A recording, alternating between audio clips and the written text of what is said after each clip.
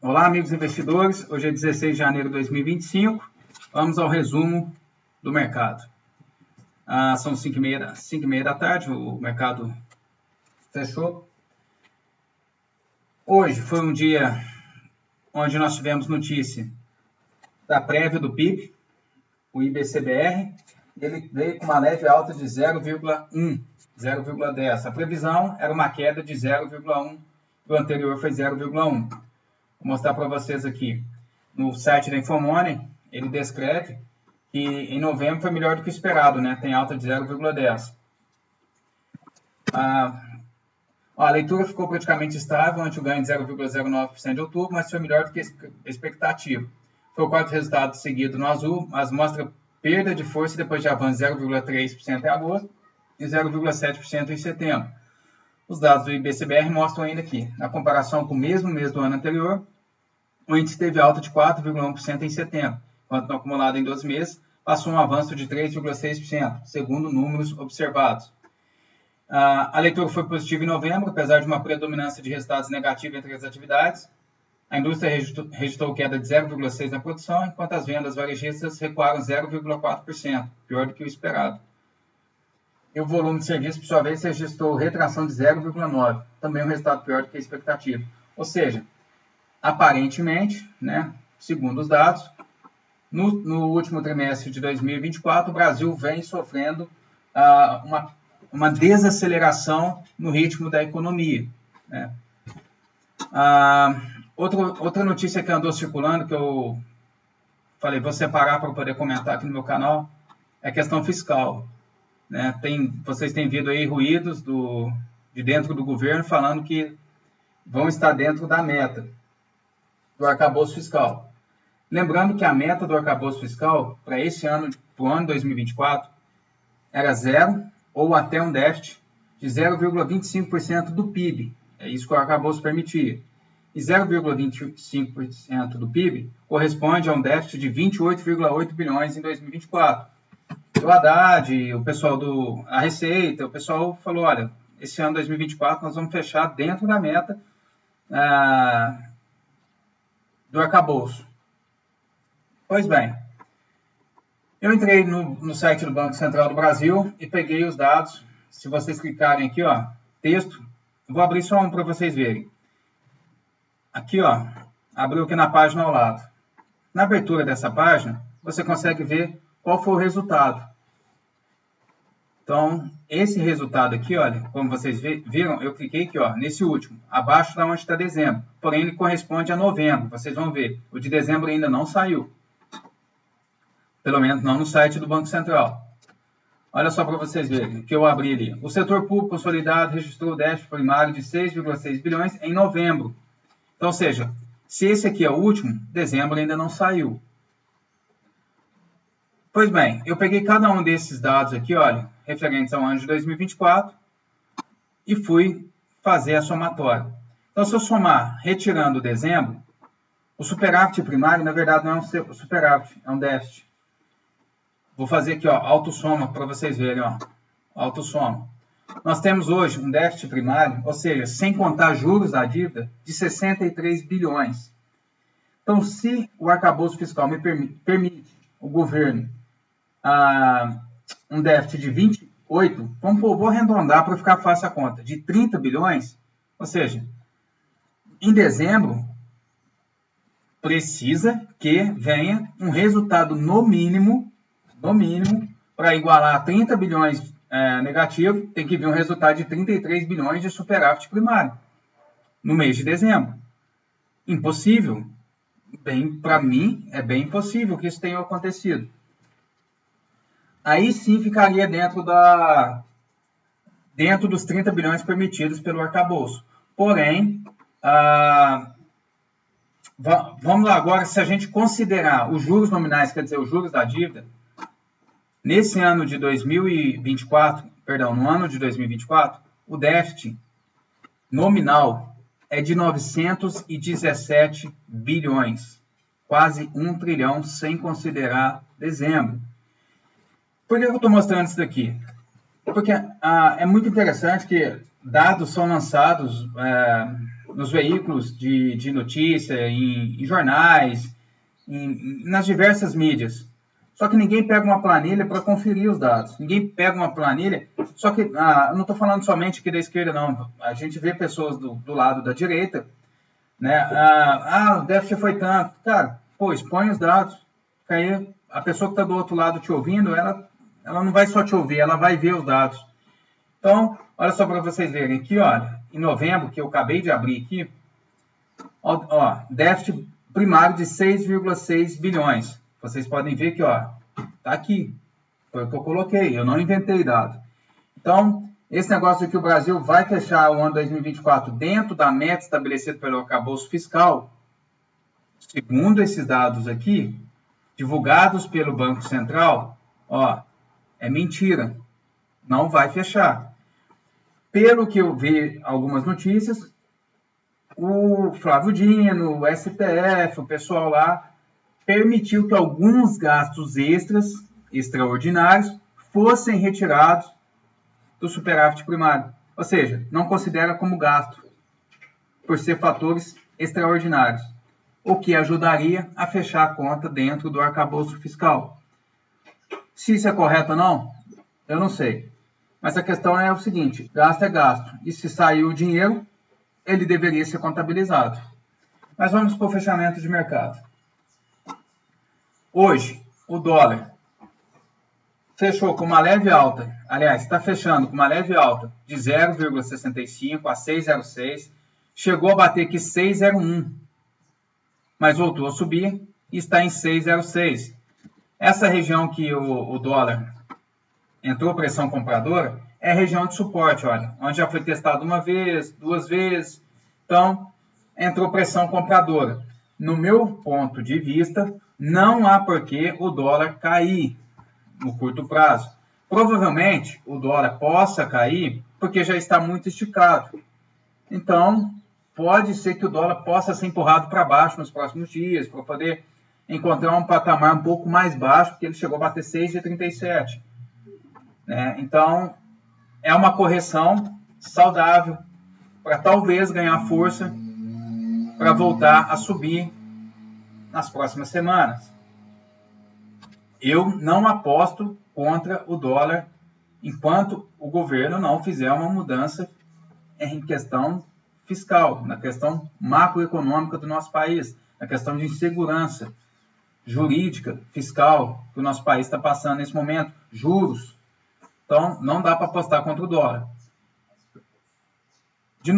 Só reportando aí, não estou falando mal de governo, estou falando de dados.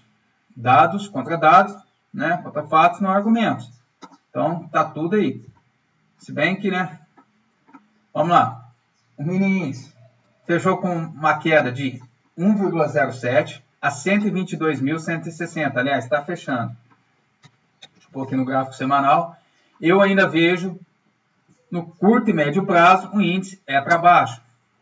Tem aqui uma região de suporte entre 117 mil, onde ele pode entrar uma pressão compradora. Se nos próximos dias o mini índice subir, eu creio que ele pode subir até essa região aqui, entre 126 mil a 128 mil, encontrar uma força, uma pressão vendedora e voltar a cair.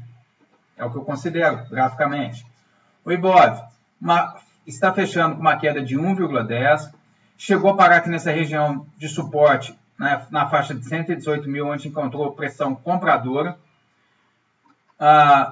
No gráfico aqui, ó, segundo meu último movimento de alta, alta, ele ainda não é queda, não é tendência de baixa. Para isso, teria que romper aqui os 118.500. Teria que vir abaixo disso. Então, segue trabalhando nessa região de suporte. Os DIs. Os DIs. Hoje, o DI futuro F31, uma alta de 1,56. Vamos abrir as outras aqui. Olha, hoje, tudo para cima. Ou seja, no mercado aí, o pessoal, para poder talvez emprestar dinheiro nos títulos públicos, né? Deixar o dinheiro parado está exigindo um prêmio de risco maior devido às circunstâncias econômicas do nosso país. O Bitcoin, uma alta de 1,33 a 611.820. Uma alta bem forte. Vamos analisar agora os bancos. Banco Santander, ação ordinária. Uma alta hoje de 0,68, fechou a 11,82, vem se recuperando, mas ainda tendência de baixa. Ainda é tendência de baixa. É só talvez uma correção. SAMB 4, ação preferencial. Uma alta de 0,15, fechou a 13,16. Também é uma correção, segue ainda em tendência de baixa. Pelo menos no curto e médio prazo. Por quê? Porque rompeu esse fundo anterior. Tá ok, meus amigos? SAMB 11. A Unity. SAMB 11. Fechou hoje com uma alta de 0,20 a R$ 25,00. Segue ainda em tendência de baixa. É o mesmo desenho de SAMB 4. Rompeu esse fundo aqui na região de 25,95, pegou tendência de baixa. Pode ser que venha testar essa região de 25,95 e volte a cair. Não vejo, lógico, como já caiu muito, provavelmente agora entra uma pressão compradora sobre os ativos, né, diminui a queda que teve até agora, mas se analisar para as questões microeconômicas, os resultados das empresas, há motivo para poder acreditar que o mercado sobe. Se olharmos que ainda temos mais pelo menos 2 aumentos encomendados nas próximas reuniões do Copom, as ações vão sofrer. Juros altos, bolsa baixa. Juros baixos, bolsa na alta. PBAS3. Banco do Brasil fechou com uma alta de 0,51 a 25,40. Segue numa boa alta. Já eu não vejo mais ponto de compra para o investidor buy and hold. Eu voltaria a aguardar a região aqui de 24,32, 24,40 para poder aumentar a posição em Banco do Brasil. PBDC3, Banco Bradesco.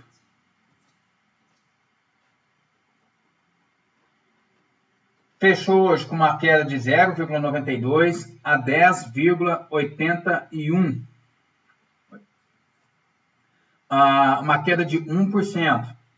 Segue trabalhando nas mínimas. Segue sendo ainda região de compra para investidor de longo prazo que quer aumentar a sua posição. PBDC4, ação preferencial. Hoje, uma queda de 0,76, fechou a 11,74, segue ainda nas regiões de mínimas, um preço bom para investidor de longo prazo. Sobre esse preço de tela, se o ativo voltar a se valorizar, chegar ali na região de 15, 50, 60, 16 reais, há uma possível valorização de mais ou menos 40%. 30%. ITUB 3, ação ordinária. Queda de 0,53, fecha 28,24. ITUB 3 é um ativo que eu falei já, que eu aguardo, né? Se eu fosse comprar para minha carteira, compra na região de R$ 26,00. Ainda não é no curto e médio prazo, é tendência de baixa? Não, porque não rompeu esse fundo anterior. Para confirmar a tendência de baixa, tem que vir aqui fazer um topo e romper esse fundo na região de 26,40, mas está em tendência de queda. No longo prazo, segue em tendência de alta, porque segue trabalhando dentro de um canal de alta. ITUB 4, ação preferencial, fechou a 32,05, uma queda de 0,50, 0,56.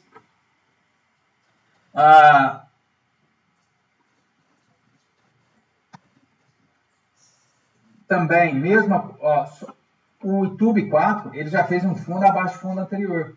Então, se aquele já deixar um topo abaixo de topo anterior e voltar a cair, romper de 29,82, confirma a tendência de baixa. No longo prazo, segue em tendência de alta. Região de compra para investidor de longo prazo, 29,33, 28, 25. Se ele deixar começar a parar o movimento de alta e começar a cair, a gente faz uma projeção de Fibonacci para baixo, podendo buscar alvos ainda mais baixos. B3SA3 fechou hoje com uma queda de 2,19 a 10,27, está fechando ainda, né? 10,27, 10,28. Segue na região de mínima. É região de compra para investidor de longo prazo. Para quem quer aumentar a posição, os preços estão atrativos. Vamos agora para as empresas de saneamento. Sanepar, SAPR3. Fecha hoje com uma queda de 2,34. Se aproxima hoje, deixa eu só ver aqui no gráfico diário. Hoje bateu em 4,97. Olha só, para quem me segue no canal aí, esse 4,97 já foi recomendação de compra minha para quem quer comprar Sanepar, ação ordinária. Eu falei que poderia ser um preço de compra, projetando 100% desse movimento sobre esse topo. Ainda não está em tendência de queda, mas ainda não é tendência de baixa, porque não rompeu o fundo de 4,83. Precisa romper, fazer um topo e voltar a cair. Tá bom? 4,97 compra, 4,76 é o próximo preço que eu vejo de compra para Sanepar, ação ordinária. Sanepar, ação preferencial, queda de 1,75, fecha 5,05. Hoje fez a mínima em 5,02. Eu mesmo sigo aguardando aqui para comprar na carteira da minha irmã na região de 4,82, depois 4,43. Acredito que possa chegar. Como já rompeu esse fundo anterior, topo, fundo, topo, vem aqui para fazer um fundo mais fundo, entra numa tendência de baixa, curto e médio prazo. A SAPR11, uma Unity, uma ação ordinária, e 4 ações preferenciais, queda de 2,10. Bateu 25,10 hoje, região de compra, onde eu já havia falado. Depois disso, 24,44. Para confirmar a tendência de baixa, precisa romper esse fundo de 25,10. Aí sim entra numa tendência de baixa no curto e médio prazo. 25,10, 24,44 e 23 são preços alvos de compra para investidor de longo prazo. Copasa, CSMG3. Copasa fechou hoje com uma alta de 0,75. Segue nessa região aqui, ó, de 22, fechou a 21,61 mais 21,50, 22,60, região de resistência. Se travar nessa região de 22,7, 22,10 no máximo e voltar a cair, pode ser que se confirme a quarta onda de Hélio, podendo vir desenhar a quinta onda e vir para baixo de 19,91.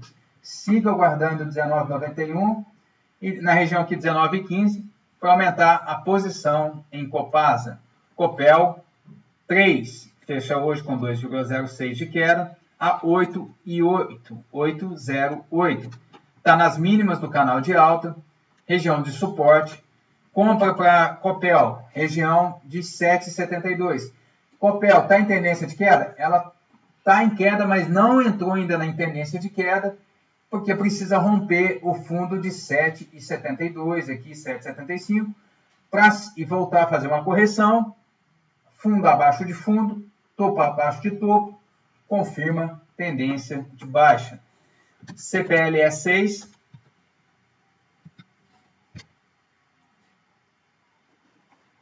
queda de 1,53, fecha 8,99. Compra, região de compra, 8,82, 8,73 é região de compra. Motivo, região de suporte, região de retração, região de projeção de Fibonacci. Já segue trabalhando próximo à linha de suporte do canal de alta.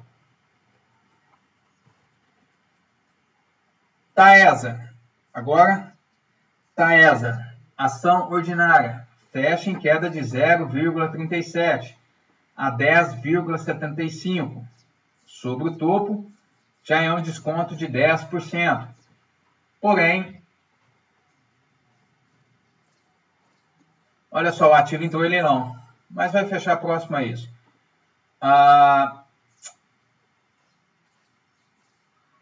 Preço-alvo de compra, que eu vejo, região de 9,80. Como rompeu essa linha de tendência de alta, muda a tendência do ativo, pelo menos no curto e médio prazo, entrando em tendência de queda. Então, pode ser que venha buscar essa região de 9,80. Taesa 4, ação preferencial, 10,89, fechamento em queda de 0,91. Eu mesmo sigo aguardando para poder aumentar minha posição em Taesa, 10,63, depois aqui na região de 10,27. Por quê? Projeção de Fibonacci. Porém, tem uma região de suporte em 10,73 que pode ser que ele encontre dificuldade de romper. Preciso que rompa a região 10,73 para vir buscar a região 10,63 e 10,27. Rompendo a região 10,73, entra em movimento de curto e médio prazo, tendência de baixa. Taesa 11, uma ação ordinária e duas ações preferenciais. Fechamento em queda de 0,68 a 32,15. Mesmo desenho, rompeu linha de tendência de alta, ou seja, provavelmente revertendo a tendência no curto e médio prazo para a queda. Preço-alvo, R$ 31,24, R$ 30 é região de compra. Só dando uma pausa aqui, por exemplo, alguns canais podem estar dizendo, olha, para comprar Taesa ou qualquer outro ativo, vamos pegar a Taesa como exemplo. Não vejo aqui na região de 32, tem que voltar acima da região de 33, 34.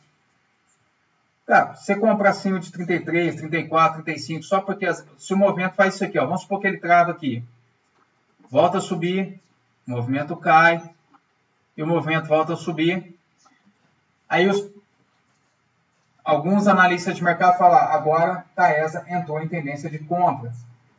Cara, o risco de comprar quando está caindo cá embaixo, na região de 32, 31, ele é muito menor do que comprar em 34. Você diminui o seu risco, olha só, nessa situação, nesse hipotético exemplo, em 6%. Então, é renda variável, e renda variável há risco. O único jeito de você diminuir o risco é diversificando. O risco macroeconômico atinge todas as empresas, o risco externo atinge todas as empresas. Por igual, contra isso, você não tem como fugir. Mas o risco interno tem, é só você diversificar. Tem algumas ações de energia, tem alguns bancos, tem algumas empresas de saneamento, de celulose, de seguro. Nunca empresas de aviação, nunca empresas de varejo, porque elas sofrem nessa época de juros altos, porque elas precisam tomar financiamento, o custo do financiamento para elas crescerem fica mais caro. Então, essas empresas aumentam as suas dívidas quando os juros estão muito altos. Então, o risco é enorme. Mas, para empresas de energia, não faz diferença. Empresas, banco, também, apesar da inadimplência aumentar, não sofre tanto. Seguros, a mesma coisa. Empresas de saneamento, mesma coisa. Todo mês você continua pagando água, luz, do mesmo jeito. Então, meus queridos, o jeito de você ficar tranquilo é diversificar em ações. Pode cair um meteoro na Terra. Daqui 10 anos elas continuam existindo. É assim que se escolhe as suas ações. Vamos para outra. CEMIG. CEMIG fechou hoje com uma queda de 0,76 a 14,25. Eu vejo compra somente aqui na região de 3,28, onde já foi região de suporte. CEMIG 4, ação preferencial, fechou com uma queda de 2,46, Está fechando, na verdade, no leilão aqui, ó, 9,91, uma queda de 4,07. Mas, vamos ver como vai fechar. No pregão normal, durante o pregão normal, fechou em 10,33. 10,27 foi o primeiro preço-alvo que eu falei de compra para a CEMIG. Depois, a região aqui de 9,62, 9,50 seriam as regiões de compra para CEMIG. ISA Energia fechou hoje com uma queda de 0,16.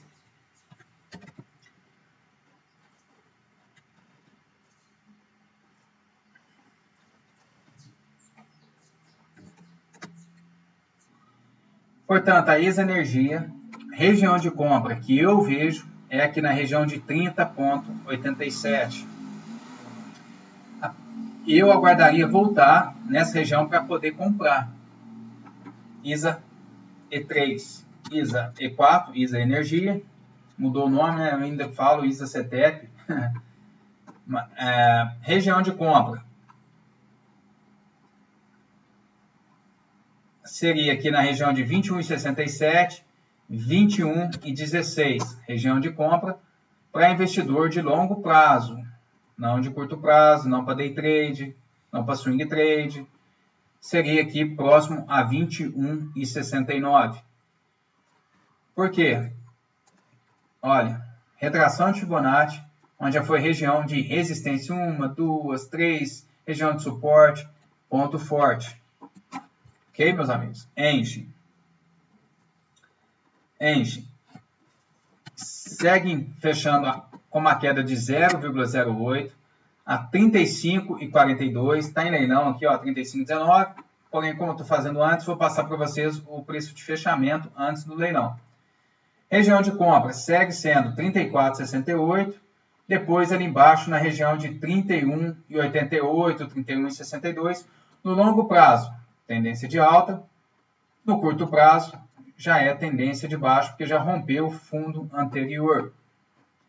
Klabin, ação ordinária. Queda de 0,65, fechando ali na região de 4,58. No gráfico, olha, está no topo, não é ponto de compra. Para compra, eu esperaria voltar aqui à região de 4,04 para poder comprar Klabin, ação ordinária. Klabin, ação preferencial, é o mesmo desenho. Região de compra 4,05, 4,11, 4,05, mas eu sigo aguardando 4,05, porque é um pouco mais baixo 4,11. E a região de retração, onde já foi região de suporte, região de resistência, eu sigo aguardando 4,05 como ponto de compra para Klabin, ação preferencial. Klabin 11, ação Unity,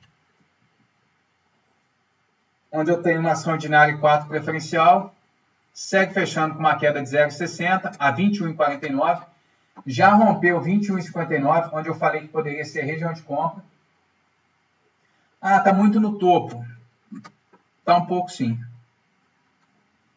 Mas já era um desconto de 10% sobre o topo. Porém, tinha uma região de resistência aqui, ó, onde poderia entrar pressão compradora. Então, próximo preço, 20,38. Depois ali 20,07, 19,37 seriam os preços de compra para Klabin 11. 24,06. Vamos ver aqui uma retração de Fibonacci mais profunda, 8,70. Olha que interessante. 20,43, ó, coincide com 20,38, que é a região de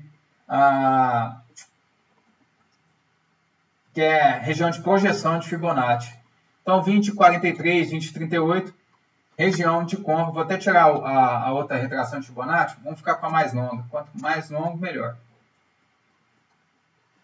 Porque aí dá para comprar mais embaixo. Então, 20,43, 20,38, depois 19,37.